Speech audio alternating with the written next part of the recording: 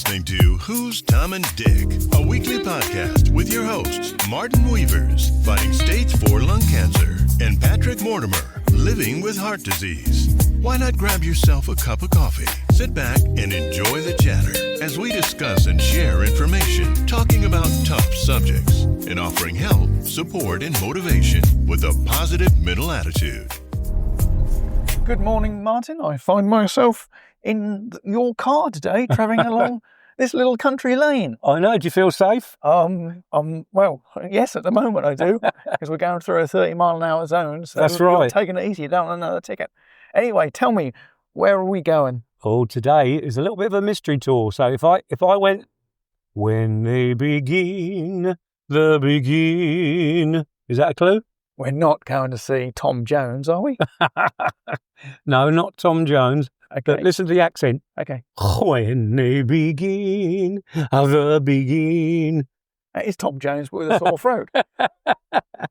Did you like that? I didn't. I thought you were clearing your throat. No. It sounded the same as last time. That was part of it. He's the person. He's Spanish. That was a Spanish accent. Oh, so we're going to see someone in Spain? No, well, no, we're not going to go to Spain. Our budget doesn't cover that, right? Unfortunately, no. But we're going to go and see someone who does an impression of someone from Spain, and his name's Julio Iglesias. He's been an entertainer for years. Yeah, I know Julio. I've seen him on the telly. Yeah, well, if you saw stars in her eyes, then you'll have seen the person we're going to see. So, it's not the real Julio. Then. No, not the real one. In fact, well, we've gone from Tom Jones to Julio Iglesias. I know. To who? But the uncanny thing is, he actually does do an impression of Tom Jones as well. Right. He's multi-talented, and he is the world's number one Julio Iglesias. Is there a number two? No, there isn't. Right. Okay. Well, what's his name then? But he's been all over the world. Yeah. So I want to introduce you to Danny Owen. Good morning, Danny. Morning, Danny. Thanks for joining us on Who's Tom and Dick. Yeah. So welcome to the show, Danny. Well, thank you for having me. It's great to see you both. I haven't seen you for so many years. I know. And now we've got Patrick as well, who says he's got no roots in Ireland, which I don't believe at all. No, I'm afraid not. A former stage hypnotist, I'll have you know. Really? So don't look into his eyes. So, Danny, Yes, you've got one of the most interesting stories going. So can you sort of take us back briefly over your showbiz? Well, with the name like Owen, I was actually born in Wales, in Cardiff, in a place called Splot, which is very luxurious now, high-rise apartments worth £2 or £3 million. But at the time, it was the slums of Cardiff. And I think, if I recall, till I was about 2 years of age, we lived above a laundry. And the smell was absolutely dreadful of all the vapours coming up. Yeah. So we applied and we got a council house, which was in Llanishan. Do you still get that smell coming back to you? Thankfully. Because sometimes people do, don't they? Yeah. They recognise something, but... Yeah, so I left there when I was about 2 or 3, moved to Llanishan. And then I think I mentioned to you that the first time because my dad was a singer-comedian, mainly a comedian. Yeah, you was born into it, weren't you, really? Yeah, he was in things like Welsh Rarebits and Workers' Playtime. He used to book Shirley Bassey as the singer on his shows. Yeah. Wow. Expensive though. She was 15 shillings a night. And so we were living down there, and my dad had a couple of summer seasons in Llandudno at a place called Happy Valley. And there was a producer called Waldini who produced the show, but he also ran the band that was there. And then at the age of about 8 or 9, we moved to Acton in West London, near Shepherd's Bush. So then when we moved to Acton, after going to the little junior place, I went to Acton County Grammar School. And for some reason, they chose me to learn to play French horn. Yeah. All right. I took my bag to school with all my books in, and the French horn on the other arm, which was quite funny. Yeah. Yeah. So you started as a singer impressionist, didn't you? Yeah, I left school. Was you singing impressions, or was you doing singing and doing impressions? A bit of both. Yeah, Okay. I'd do my own sets, and then I'd say, there was a guy, what's his name? Andy Stewart? Andy Stewart. Yeah. He was on the Palladium one night when I was about, 22, 23, on the TV one, Sunday night at London Palladium. And he did that song, Donald, where's your bruises? And he said, I wonder what that'd be like if Elvis did it. And it was like, oh, just come back from the Isle of Skye. I don't know where's your... And I thought, what a great idea. So I wrote about a 20-minute set where I had Henry VIII. Mm-hmm. I'm Henry VIII. Oh, yeah. Mm-hmm. So I did that as the old-time musical song. And then I said, I wonder what that'd be like if Tom Jones released it. Yeah. Elvis released it. Barry Manilow released it. Yeah. Queen released it. And it was a very, very entertaining little set. So that's where that came in, doing the voices. So they're all the voices you used to do. Yeah. Because I didn't know if you just did singing and then did like Prince Charles or something, who doesn't sing. Well, So, I think probably singing was the thing I loved to do. I think I mentioned to you that at the age of 12, I was a boy chorister, descant, with my school in Acton. And I was at the Royal Opera House in Coventry and Billy Budd with about half a dozen others from the school. So that was great fun. So I knew I loved singing. And your career's taken you to some fantastic TV shows as well, isn't it? Yeah. Weren't you in Oliver? I was in Oliver. Yeah. Because I was, about 18, 19 at the time. And the funny thing was, before then, when I first decided to get into things, I was in a thing called the Variety Artists Federation, the VAF. With my dad got me in that. And in those days, I was called Keith Simon, because I used to go out working with my dad. So he says, if you go out as Keith Owen, they'll know that we're related and they'll think, oh, it's all been fixed, etc. So that's what I was called. Under the name of Keith Simon, I was doing this, that and the other, and I went into the Variety Artists Federation, and then suddenly they amalgamated with Equity, and I became immediately an Equity member, which was great, because normally you had to work for something like 6 months, have contracts, prove what you did, etc. So we did, didn't we? Yeah. Yeah, so I was one of the lucky ones. Yeah. And then I got my first job in Emergency Ward 10. Oh, God, I remember that programme. But I was only 16. I was there as an errand boy who looked up and saw someone trying to commit suicide off the hospital roof. Oh, God. But because I was only 16, I had to get on a train from Loughton, where I lived then, into London, change trains, get out of where Elstree Studios. And I got out the wrong Elstree station, and then had to get on a bus to find the studio. So it was quite an experience. But then at the age of 17, I passed my test, thankfully. That was it. I just started doing stuff. And I was in Oliver, spent 2 weeks in that. Every day, I used to sit in the doorways of what was the street then, with Mark Lester and Jack Wilde, playing cards, playing with our harmonicas and everything. Great time we had. And it was the big Consider Yourself scene at the end, that's all. All right. Over the credits, gone, so you say, the little dance routine, arms in the air, legs in the air. And then going forward many, many years, my wife and I went to one of these open stately homes, and in the grounds was a whole setup, and Craig Revel Harwood was there. Oh, the guy off Strictly Come Dancing. And he had posters up everywhere saying, this is my production show, Oliver. And I went over and said, just want to say, I was actually in the film as a singer-dancer in the Consider. Oh my goodness, he said. Oh, and he gave me a big, big hug, and he was absolutely so over the moon that he was meeting someone. Did you say hello, darling? Oh, yeah, darling, yeah. He couldn't believe that he'd actually met someone from Oliver. Because, you think the cast, most of them, I think, are gone. Yeah. Especially the lead actors. I'm 75 now. Then I was doing the films with Peter Cook, Dudley Moore, David Niven in a film at, I think it was Brands Hatch, we did this film, motor race and everything, where you weren't actually allowed to even have a joke or talk to the lead actors. Yeah. Don't go near them, don't speak to them, because you're not allowed, you're just an extra or a walk-on even. So Derek Jacobi I worked with, who was really lovely. I did a West End venue. But about 6 months before that, I did a play all about German soldiers. All right. And we sang a song to them. We're all drinking real beer as well. The producer said, we've got to have real German beer. So he said, I suggest you all come up by train, don't drive. And we did.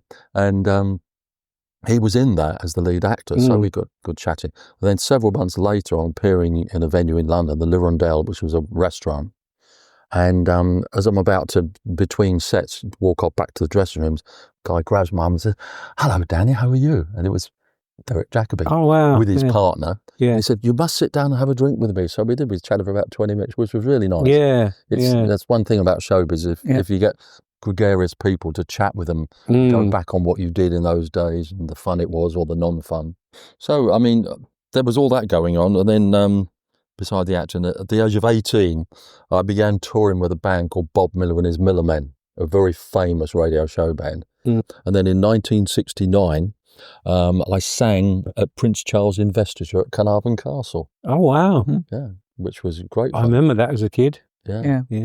So then I'd say basically in 1970 I got fed up with touring with the band because we were in a very horrible, damp, unheated coach. I remember one day we're going somewhere like North Wales in the winter, and I'm leaning against the window trying to sleep. And when I tried to move away, my jacket was frozen to the window itself.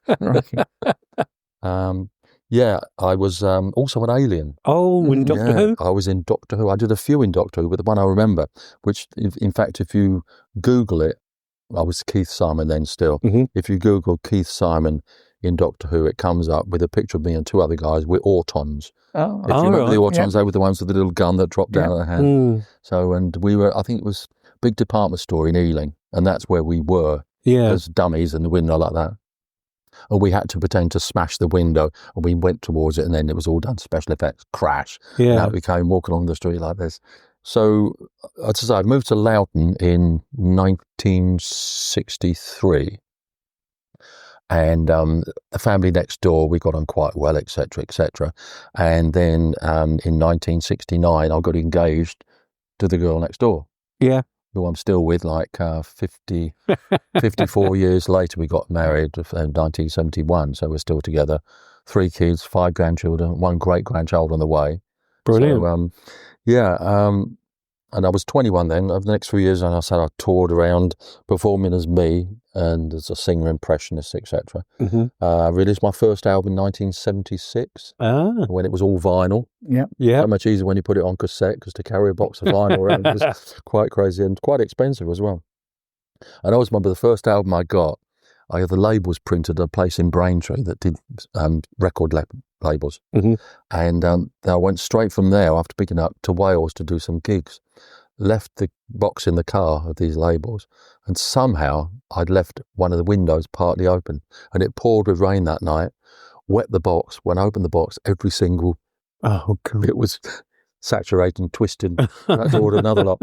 So I've never done that since. I always check my windows. Yeah, I used to sell that a lot on gigs. Since 1977, I was on New Faces, and I sang Halfway to Paradise. I think I came second or third in that. And it was exposure, though, wasn't it? That's the thing. Yeah, that's right. Yeah, it's getting seen. In 1969, then I got taken over management-wise by a lady called Dee O'Reilly, who at the time had just taken over managing Gary Wilmot. I changed my name then to Danny Owen. She didn't like the name Keith Simon. She said, I quite like Danny Owen, rings well. So, and it seemed to flow better, she said. And then I toured the country with Gary, but also toured with doing stuff with Michael Barrymore, Jim Davison, Shane Ritchie, Jimmy Cricket, Billy Dainty. In fact, I did Ipswich Theatre, is it the Regent? The Regent. Yeah, with Billy Dainty. We did about 6 weeks there, which was great fun. Really good fun that was. Freddie Parrotface Davis. Yeah. And I was working, I did a week in Birmingham, and I was on there with Hot Gossip. Oh, yeah. I was the singer. And my manager got a call to say that during that week, could I do a gig up in Inverness? And I thought, well, I can't drive to Inverness. They said, no problem. We'll fly you up. It's an afternoon gig, and we'll fly you back for your gig in Birmingham. I thought, yeah, go for it. So flew up to do it. It was for someone like, it was one of the whiskey companies, somewhere up there, their annual bash.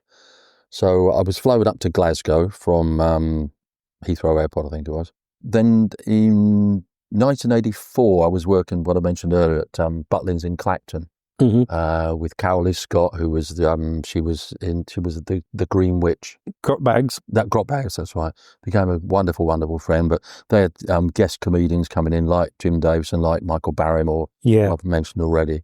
And while there, our older son Gary, who was 12 at the time, was very much into BMX bikes. So he's always on about it. Oh, I'm going to do this turn, that turn, this jump, that jump. So I said, screw it. And I'm going, So I got hold of the MD of the show, And I said, I've done these lyrics. Can you write the music to it? I said, I want it to be like a Beach Boys type thing, bouncy and happy. So he did. So we recorded a demo, and then my manager sent it round to various companies. And this particular company loved the idea and recorded it virtually straight away. We also used the kids from the Yes BMX team, which was part of the Mongoose team in the UK. And one of the guys in it, who was, I think, 16 at the time, was a guy called Andy Ruffle. So he was in that, and we used the kids singing in the studio. Yeah. We did the video for the setup at the Romford BMX Park. All right. Using that team, used some other kids. And it went great. And we thought, yeah, it'd be nice to have a single out. But then suddenly along came TV, who were doing a series for BMX called the Kellogg's BMX TV series. And they said, can we use your song as the title music? Right place, right time. That's it. That same year, I sang on Summertime Special. I had another single that programme. Well, I wrote a song called I'm On My Way, which was like a marching, I'm on my way to me there right next to you. And I was chosen to be on it, which was great. Gary was the compere on it, etc. Then in 1985, 40 years ago, I was very busy in those days. Normally 4 or 5 days a week at least. And I was doing cabarets of me. I was doing hen nights here, there and everywhere. And I think it was something like a Wednesday night. And a mate of mine phones me and said, hello, Dan, is this?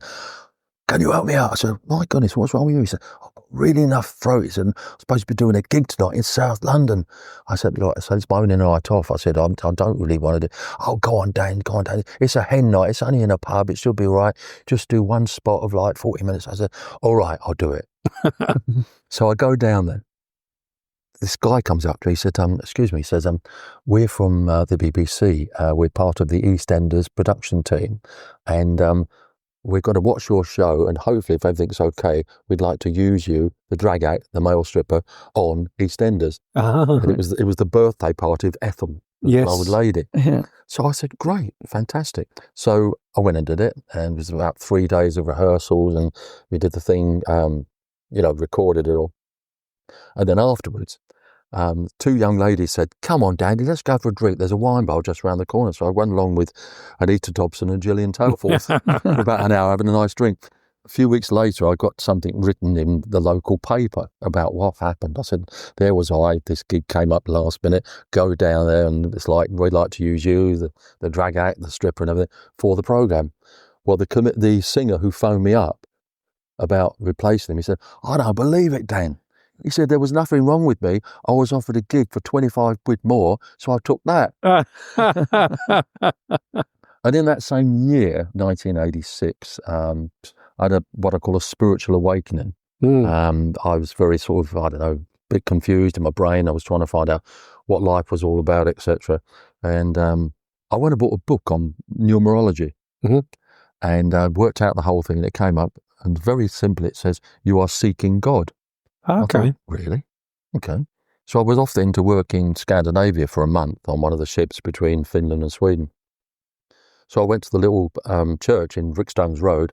I said, excuse me, I said, I'm off on a cruise working. I said, and I think I'm trying to find God.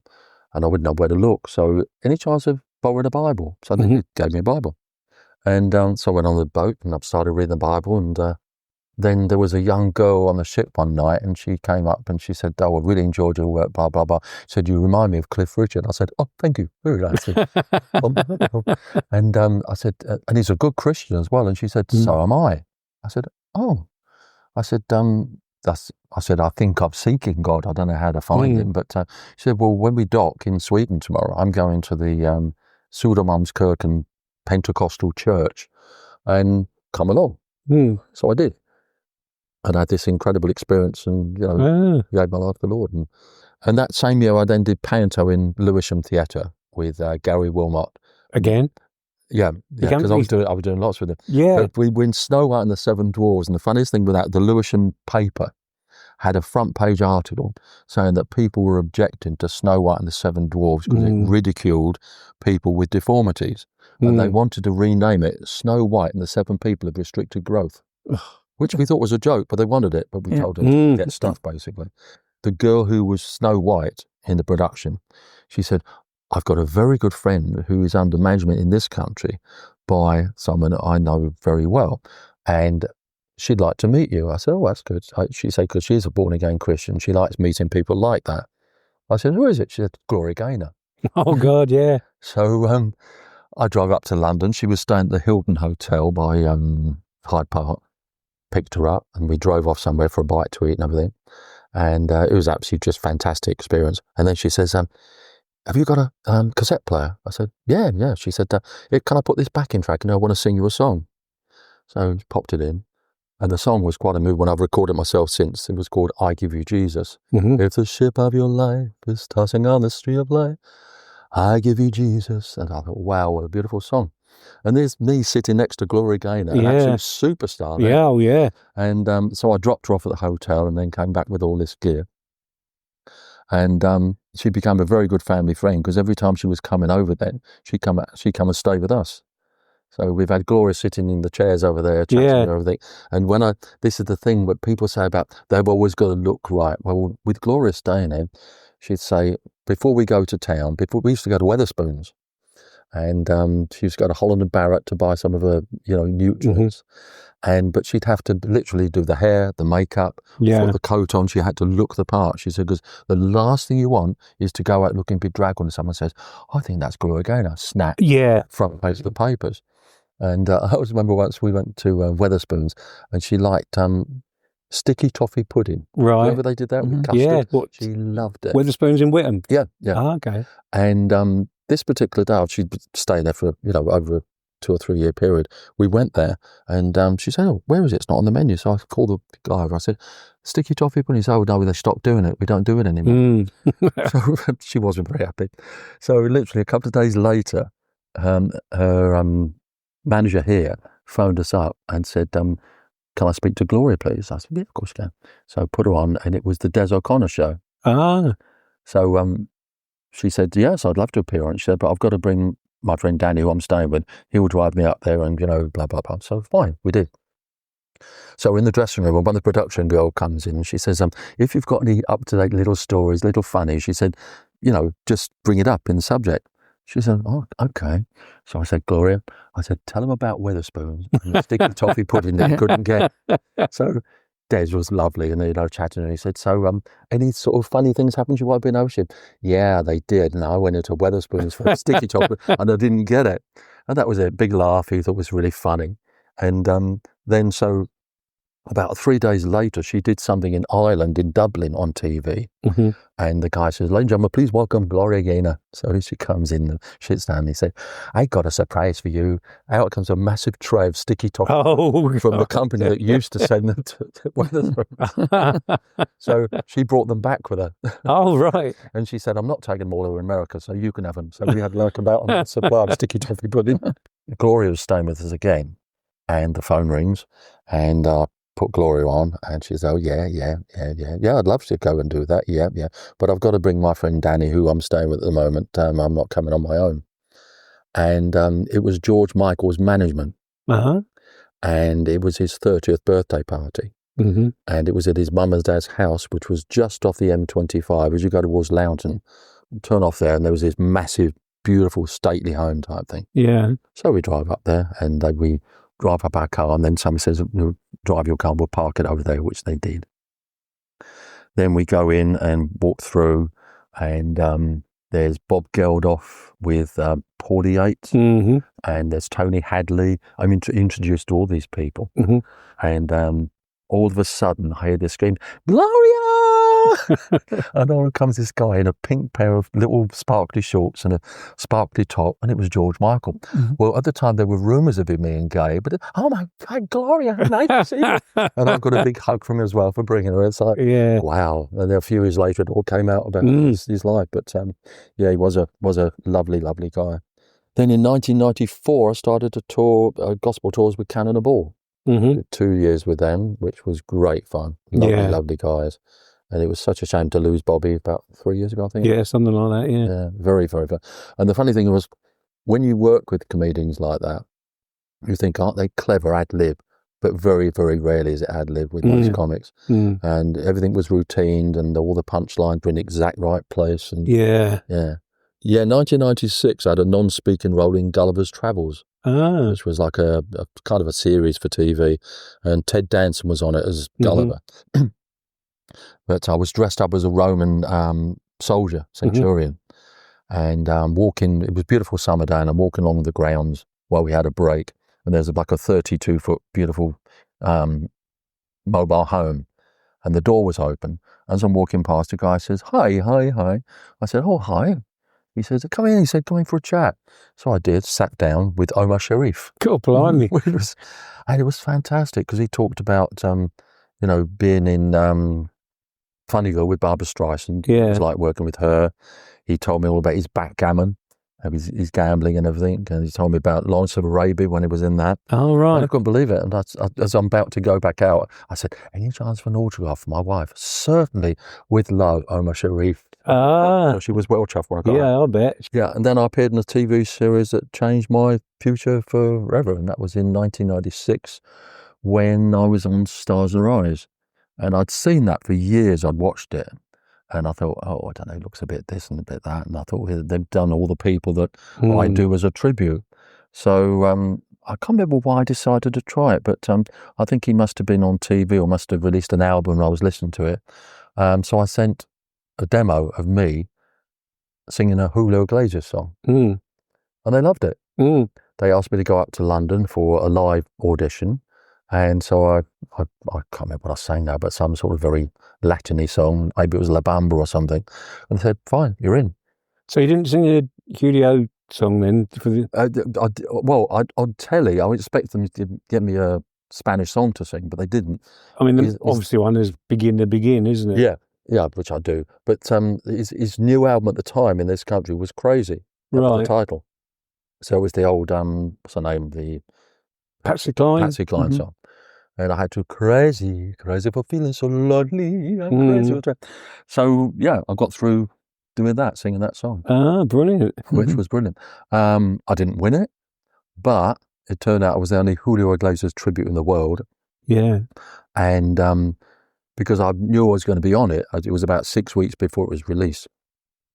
Samantha, our daughter, the teacher one of the teachers at the school, language teacher, one of his languages was Spanish. So I gave him like half a dozen songs, or no, I think about 10 songs of Julio's in Spanish. Could he write them all phonetically for me? Which he did. So that's how I put the show together. Right. And I immediately went up from whatever amount of pounds I got from a gig, about 10 times that. Yeah. I had as Julio. And then I got a call one day from Las Vegas from this agent, and she said, "Are you free such and such a date?" I said, "Yes." She said, "Well, would you like to go to Puerto Rico for one night?" So I said, "Yeah." So she said, "Flight will be paid for. You'll have 2 nights there. The night that you come in, you do the gig. Then the following night, you would stay as well. Then we'll get you back home." And it was for a multi-millionaire from America who was having this big convention there. So I sang one song. Wow. All that way for one song? All that way for one song. Yeah. Got a really fantastic response. It was really, really great. But the guy who was actually producing that, a guy called Scott, was from Las Vegas. He had a set up there. And he said, "I really like your work. I'll be in touch." Within a few weeks, he calls me up to say, "I've got a gig for you." But the funny thing was, he said, "Do you do anybody else?" And I said, "Yeah, I do Tom Jones and Neil Diamond and Elvis." He said, "Right." So he phoned me up and he said, "I've got a gig for you at the Luxor Hotel, Las Vegas, as Tom Jones. God. Would you be free to do it?" I said, "Well, not nothing in the diary." I said, "I need to fly out the day before and perhaps, have at least a day after it." So did the sound check. There was to 2,000 people for the Fred Astaire Dance Academy of America. And did the sound check. And as I'm finishing the song, he starts bringing the slider down. And I said to the guy, I said, "Don't forget to bring those sliders up on my backing track." "Oh, of course I won't. I'm a professional." So that night I'm introduced. "Ladies and gentlemen, please welcome Tom Jones." Oh, no. Dead silence. And suddenly I hear zzz. And it was like I was opening with Delilah, which is but, and I didn't know where I was. Yeah. And it was so embarrassing. I mean, he did apologise afterwards, and I said, "Well, you won't do that again, will you?" Yeah. Yeah. So as I say, I started doing all these other people as well. And then some of the agents were saying, it's a bit boring, Julio. Really? Yeah, some of the agents are like that. Can you make it a bit more varied? And I said, well, yeah, I suppose I could. So on my Julio show, I'd say, can you imagine Tom Jones singing one of my songs, or Neil Diamond, etc.? And I'd actually do a duet with myself. Yeah. Julio and Tom. Julio. Oh, blimey, yeah. So it went down really, really well. That's like a ventriloquist kind of thing. It was a little bit. Yeah. And I remember I did a very, very well-paid gig in Istanbul. Got a call one day from this woman who said, my boss, his wife's birthday is, I think it was on the Thursday of that week, and this was the Sunday. Are you free? So I said, well, yeah. I said, what's happening? She said, well, my boss, his wife, is a mad Julio fan, and it's her 50th birthday, and he'd love you to appear as Julio. And so, first class flight out there, stay at this luxurious hotel, following down, picked up to do like a sound check and everything.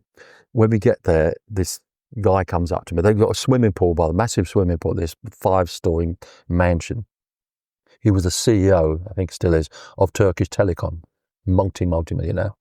And he says, hi, Danny, thank you so much for coming. He said, there is a slight change though. He said, I only want you to do 20 minutes as Tom Jones. He said, same as Tom Jones though. I said, oh, okay. He said, because I booked Julio. The real Julio. I dread to think what they were paying him. Yeah. And so I went and did the sound check, and then they said, right, rest up. There's this dressing area. And his backing band was Miami Sound Machine. Oh, yeah. Yeah. They were his backing band. Yeah. Gloria Estefan had retired for whatever reasons. So I'm in the dressing room with the girl singer of the band. And she's saying, so what do you do now? I said, well, I'll tell you the story. I said, I was booked as Julio. Yeah. She said, no, you're playing for Julio, so I'm not doing that. I said, then what if we do some of Tom Jones as well? She said, you do Julio? I said, yeah. She said, sing for me. I went to all the girls I'd love me for, traveling and open my door. Oh, that's great. I said, but I also do Julio doing songs with, Elvis, Tom Jones. Yeah. She said, I don't believe that. She said, how do you mean? I said, well, I saw the light on the night that I passed by the window. I saw the flickering. She said, come here. She took me out to the Miami Sound Machine. Guys, you've got to hear this guy. And I did exactly the same for them. And I got a standing ovation for Miami Sound Machine. Wow. Had lovely comments. Did you get to meet Julio? I got to meet him very briefly in like high, then that was it. And then I mentioned about what I sent you. About touring for Shearing's Hotels. Did about 20 years for them, all the way from down in Devon and Cornwall, all the way up to the Highlands of Scotland, places like Strathpeffer and etc. And I was working for 3 years running, January to March, which you can imagine it's cold enough down here in Scotland though. It's like, oh dear, treacherous roads, but very white as well. And I was doing 4 days a week, but it wasn't all in Scotland. Well, those days were, but then they want me down, because it was either Monday, Tuesday, Wednesday, Thursday. Then they want me on a Saturday down in Bournemouth or something. Oh, God. When it was just ridiculous to try and do it. But I did, because, you were earning the good money. But you were absolutely totally knackered by the end of the week. On December 22nd, 2015, something really horrible happened. I was doing a National Coaches Hotel up in Southport, and I was Neil Diamond, and I was singing away. It was like, Sweet Caroline, good times, and suddenly I stopped singing. I couldn't think of the words. I couldn't speak even to the audience, say I've forgotten them, because I hadn't forgotten. I couldn't speak. Yeah, I couldn't sing. I was literally looking at them. I was conscious, and then about 12, maybe 15 seconds later, I came back and I finished the show. Oh, right. Yeah. So I thought, I don't know what the hell was, blooming weird. So went to bed that night. My sound guy was with me, not in bed, but and I drove back. I think it was about 4.5, 5 hour drive from Southport home. And my wife said, just doesn't sound right. You need to go to the doctor, get your heart checked and whatever. So I did. Perfect, no problem. And then the doctor said, I think you ought to go to the hospital, get checked. So I did, chatted to this lovely lady, and she said, right, she said, we're going to do a brain scan. So went for that. And it was strange. I mean, this is 10 years ago now, coming up. These days, you've got to wait 6 or 8 weeks for any results, haven't you? No matter what it is. Yeah. And anyway, she said, so go off for the scan. And when the scan was done, she said, oh, can you come in and see me now? So I went in, and she said, did you drive here today? I said, yes, my car's in the car park. She said, oh, I can't let you drive home. You've actually got a brain tumour. It's right near your epilepsy centre of your brain. And what we think happened that night was it was like a minor epilepsy where you just literally blanked. So I was in hospital for 3 days. So I say it was the 22nd that happened. So I think I went in on something like the 27th into the hospital. And I had this very well-paid New Year's Eve gig, which I didn't want to lose. So I was saying, how long do you need me in for? Well, we've got to keep checking. It could be a week. And I said, well, I really want to get out for New Year's Eve and do this gig.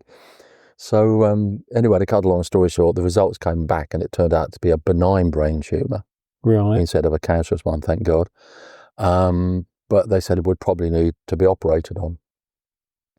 But they've released me so I could do this gig. But frankly, it was one of the most terrifying gigs I've ever done because I'm thinking, I don't want to do that again. I don't want to blank and start looking at the people. But I got through it. Yvonne came with me and I got through it, broke down afterwards. I just cried my eyes out because the pressure, the build-up was dreadful. So then I went to see a specialist.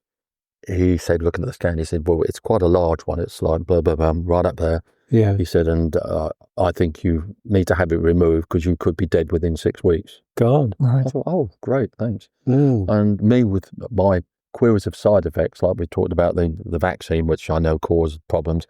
I said, what are the side effects? What happened if you remove that? He said, well, you'd go deaf in that ear. He said, and you'd probably speak with a stutter. Right. I thought, well, I'm a singer. I'm an actor. I don't want that. So I said, I'll come back to you. So I then went to see another specialist who said, basically, I will keep an eye on it. We'll do a regular scan per year. He said, yes, it's... Are these MRI ones? Yeah. He said, it's quite a nasty one. He said, but let's keep an eye on it. 10 years later, I'm still here. So you've never been operated on? Never been operated on, because I didn't want to lose my voice and go deaf. What? But I'll tell you a lovely... I don't know why. I thought you'd had an operation and... No. I mean, that first guy at Broomfield was pressurising it and saying, oh, no, you'll be dead if you don't have it because it's going to explode in your brain. I thought, oh, dear. So can I, during your day-to-day stuff now, you don't feel anything with this tumour? Or no. I mean, I feel perfectly fine with my cancer. Yeah. And I carry on doing things. And do you do the same? Yeah, I carry on.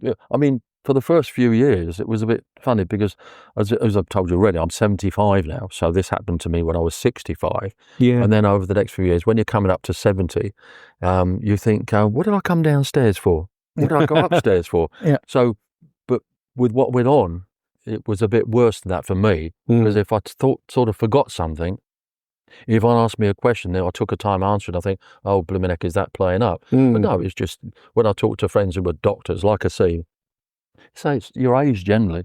That's just what I was going to say. Yeah. That would have happened anyway. We all get that, don't we? We do, yeah. It's quite common.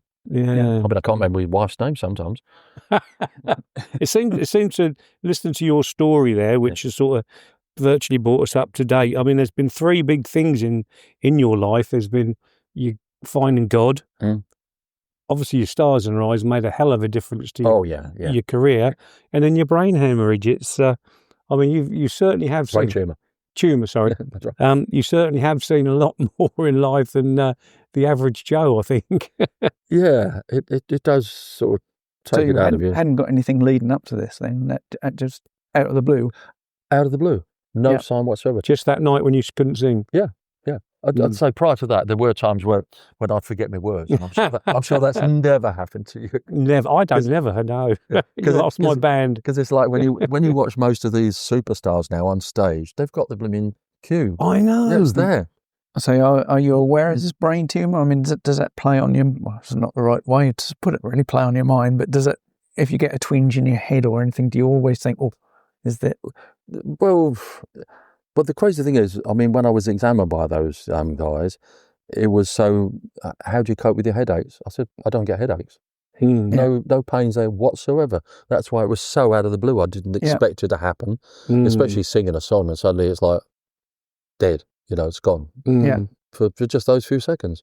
So no, I mean, I know it's there. It's not causing me problems. No. I'm very careful what I eat, what I do, because there are things that can aggravate it. Oh, right. I mean, I have regular good tablets like your turmerics and your vitamin C and your things that help your brain. So yeah, and I'm just hoping I mean, you look well, I've got to say. I feel pretty well. Yeah. Well, I'll tell you what, I really found your story very, very interesting. Yeah. Oh, bless you. So, well, Danny, thank you so much, mate. Yep. Thanks very much. It's Lovely been a pleasure to see you again and to have all these your story. I'm sure a lot of people are going to be intrigued with it. So thank you. Thanks very much. And nice seeing you again. Yeah. You've been listening to the Who's Tom and Dick podcast with your hosts, Martin Weavers and Patrick Mortimer. If you enjoyed this episode, please subscribe to the show on Apple, Spotify, or your favorite streaming platform. New episodes are available every Friday. Thanks for tuning in. Years go by, but the bond stays true. Through thick and thin, always breaking through. They'd reminisce under the old oak tree, sharing secret dreams. Just Tom and Dick, you see. Old mates, forever in sync. Stories to tell and a drink to link. Through laughter and tears, we rise and we fall. Every moment together, they cherish it all.